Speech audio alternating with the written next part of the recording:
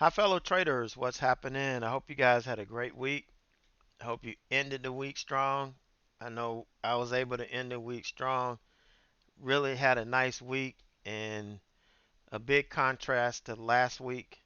But the thing is, I traded the same strategies. I did everything the same except for I made less trading errors. I didn't make errors managing my risk. I didn't make errors by taking trades that I shouldn't have taken because I didn't vet it properly. All of these are trading errors that can cause you to lose money on trades, and that's what I did. So I cleaned it up, traded the same strategies, same rules, same everything. Just made less trading errors, and the market gave me what it gave me.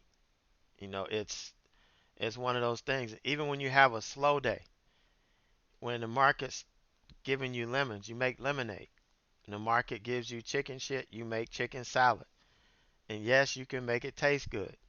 Now, watching all these cooking shows, you can make anything taste good and edible. So, whatever the market gives you, you can do it. And just because you've had 3 days in a row where you did really good, don't try to force another good day in there. If the market is not there, you have to you have to work with what you got. And if it's not big moves, then you take the small moves and you pack it up and you continue to move forward. That's what this trading is all about. All right, so the good news. I know good news for me.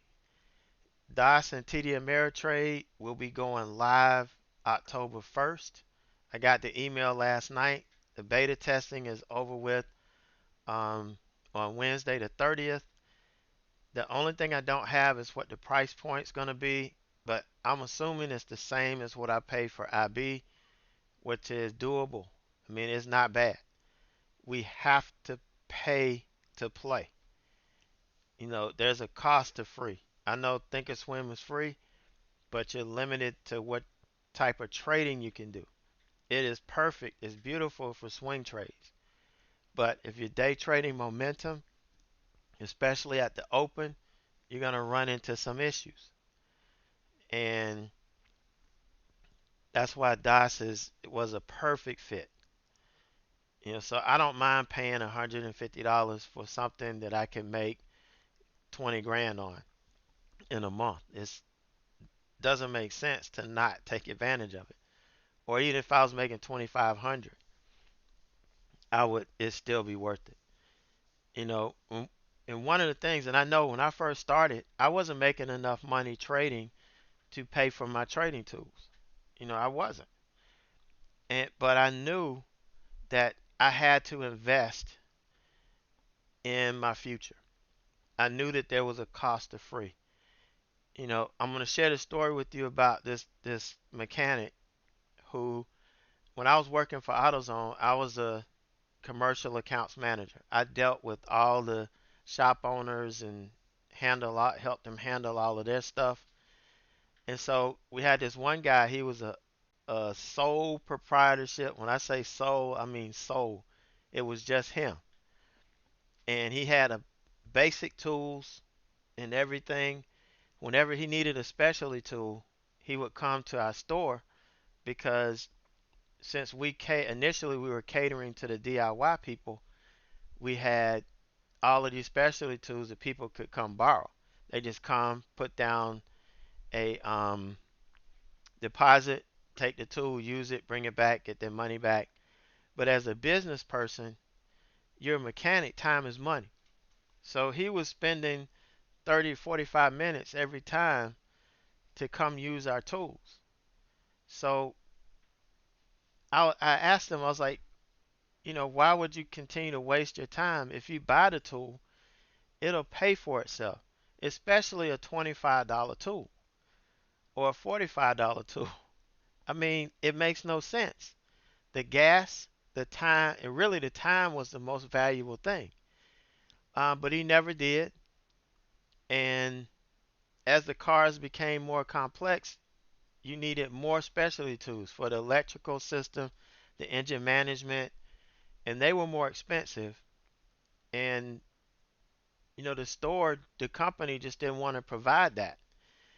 And so he would spend time going around trying to borrow this and borrow that. Eventually, he went out of business because he refused to invest in his infrastructure, which is what he needed, tools, because that's what you use to make money. He went out of business. I mean, a good guy, nice guy, um, but I felt so bad because I tried, but it never did click.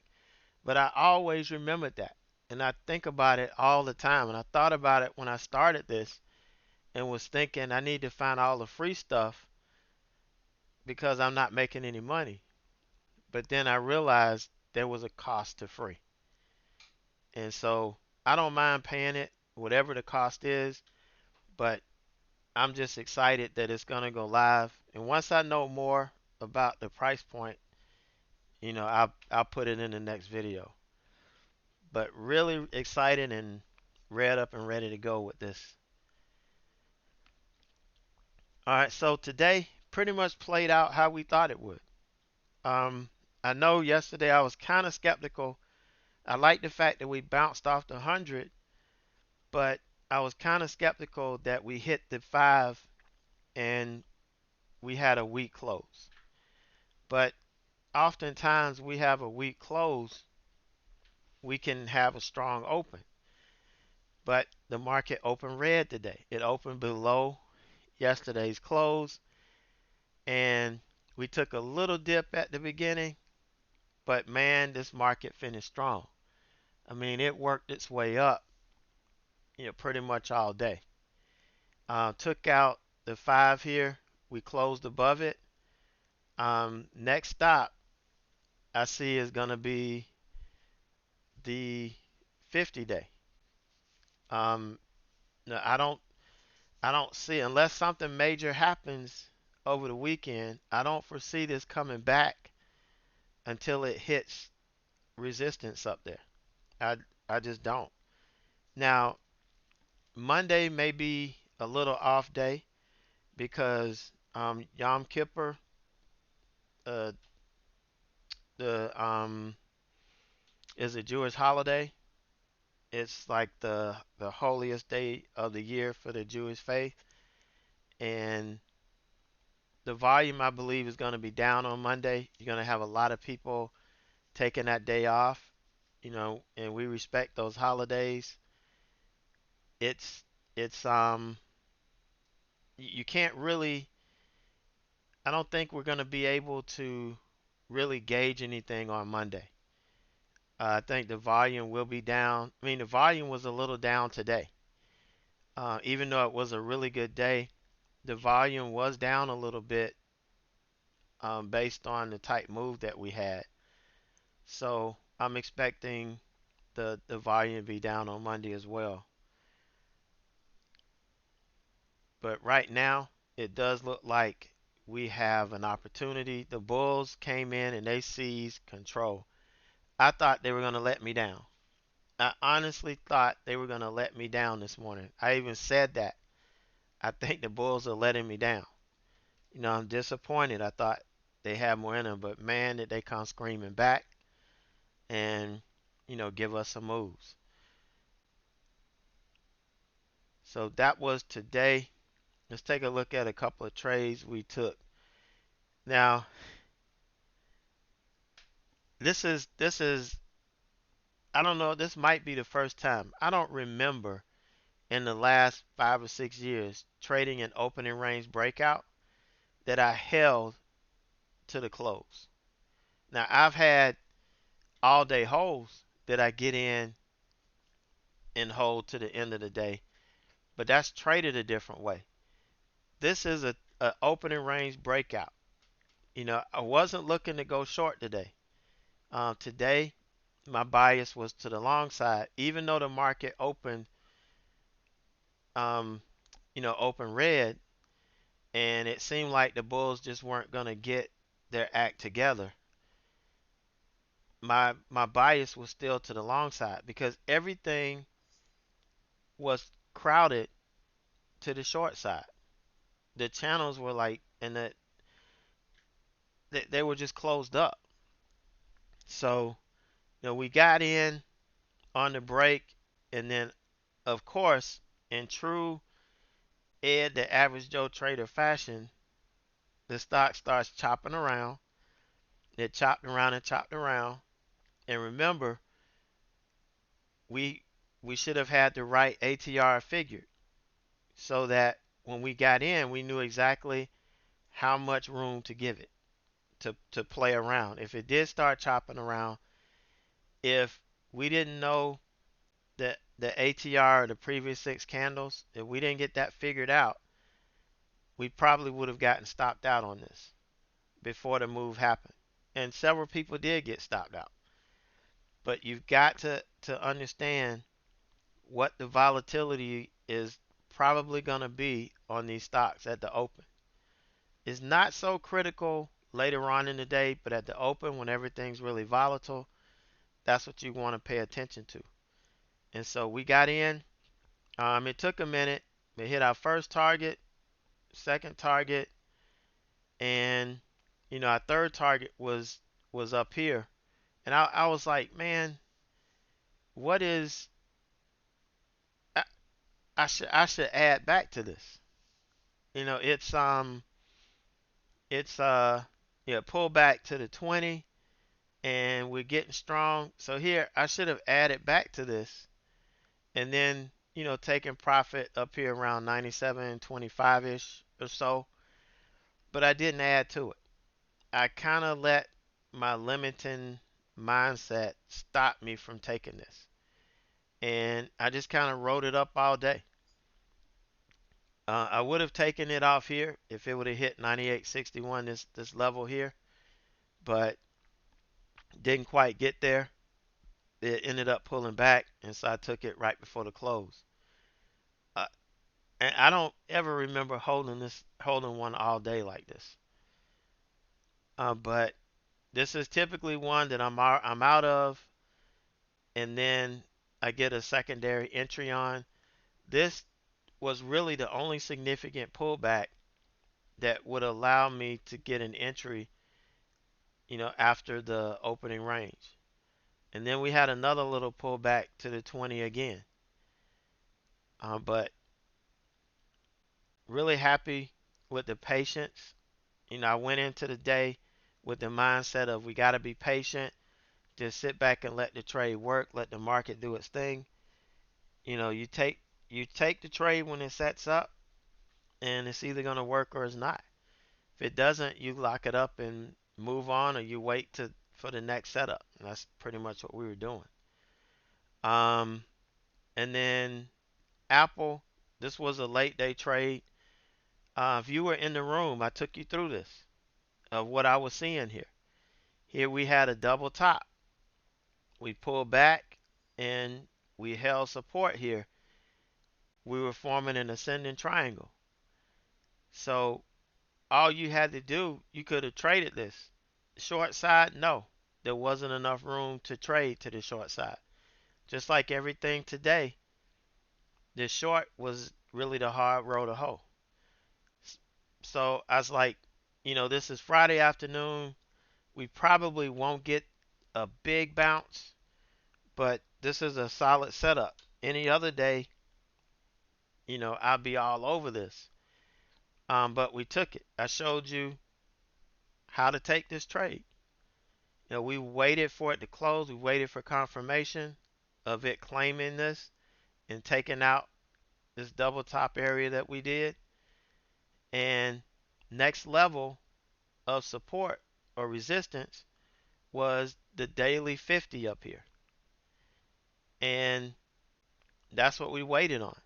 Now, I got shook out because I was um sitting there getting hypnotized by the price action. I kept seeing it go up and get stuck up here at 111.70, and so I'm like, as soon as it gets back up to 111.70, I'm gonna take it, and ended up taking it, and sure enough, it went to my target.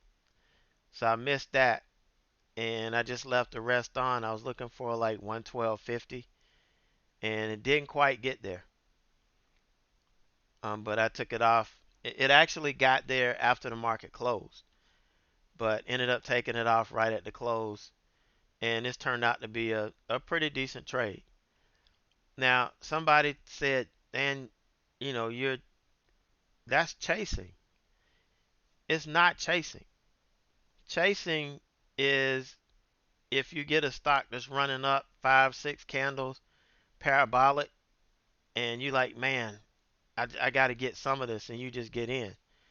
If you wait for a pullback in a technical setup, you're not chasing. And just because the stock is up, let's see, this thing was up, um, what, $3? When I got in, it was up almost $3.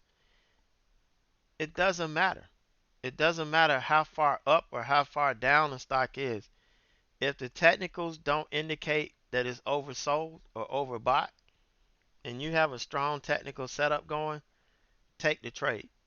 The only reservation I had is that this was Friday afternoon and the volume was already a little light. But the setup looked good. It was a good teaching moment, and that's why we took it. So ended up with a very strong day. 754.29. A really good trade. That all day, it turned out to be an all day hold from a 5 minute opening range. 519.41 and 258.48 on Apple.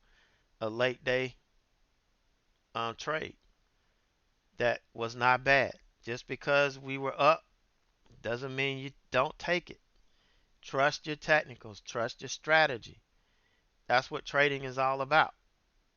If you don't do that and you come up with all these other reasons that keep you out of a trade, you'll never make any money. There was one more, BA. This one was another one that I pointed out. Now, if I wasn't in Apple, I would have traded this one with you guys. But we got some positive news on BA that came out, and that's why I drew this and I showed, this is where the entry would be, and you would have made three points on this trade from your entry. Forget the fact that it's up, what, seven, not 7 points. How many points was this up? From 47 to when you would get in, like around 53, six, about 6 points. It went a whole nother 3 points. Why would you not take this when you've got a nice catalyst and you've got enough room to make money on it? You got to trade. You're either a trader or you're not. But this was a really good entry. And this was a better move than Apple. Like I said, I ended up getting in. I was in it when the news came out on BA. But another really nice Friday afternoon move. It's just a matter of being patient, and opportunities can present themselves. They don't always do on Friday afternoon, but every now and then you do get stocks that put news out and they make strong moves into the close. And that's what we saw today. All right, for the swing trades, Kill Z yesterday ended up 25.96.70. We got that locked in. Uh, and it went up to what, 102 today. So we had a big recovery on it.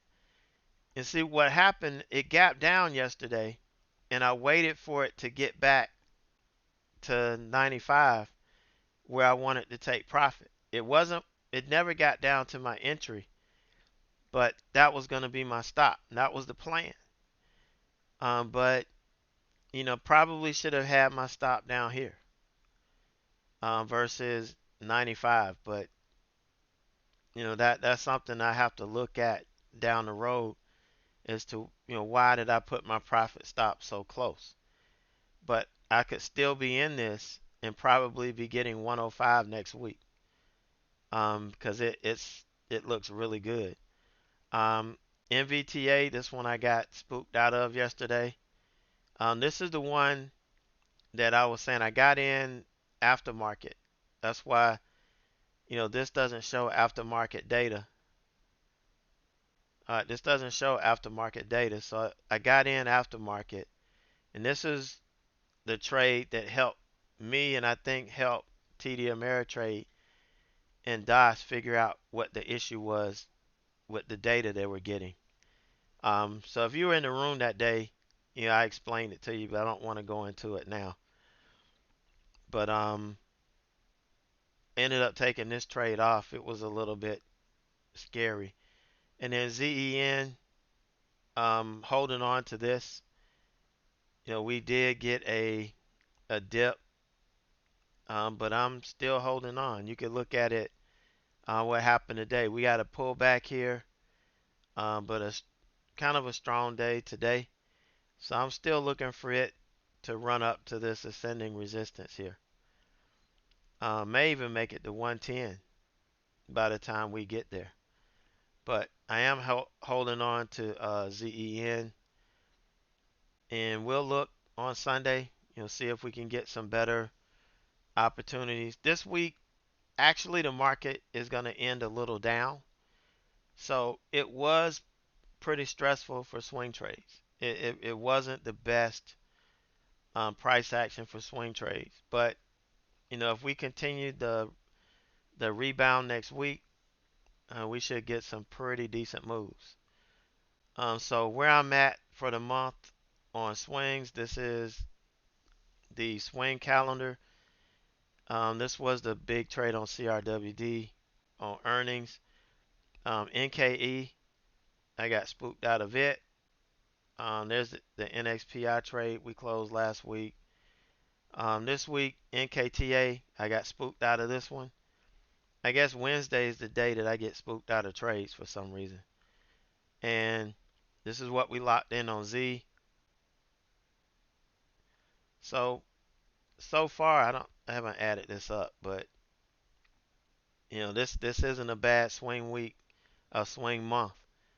Um, to follow up last month. Last month was really good. So we are ramping this up. Again, you guys know I am adding some stuff to the swing on the swing trade side that's going to help you, um, with getting the alerts. Those of you who are not in chat in the morning, you can't be. Uh, this ought to help you guys out, because I know my main concern, my main focus is to teach you the strategies, to make sure you understand the entry signals, exits, where to take profit, where to stop out, all that good stuff. But this will add another layer to everything that you're learning.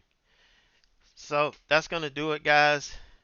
I hope you have a great weekend. Um, don't forget 9 o'clock Sunday. That's when we start. So be there, be square. And if I don't see you on Sunday, I will catch you guys Monday morning.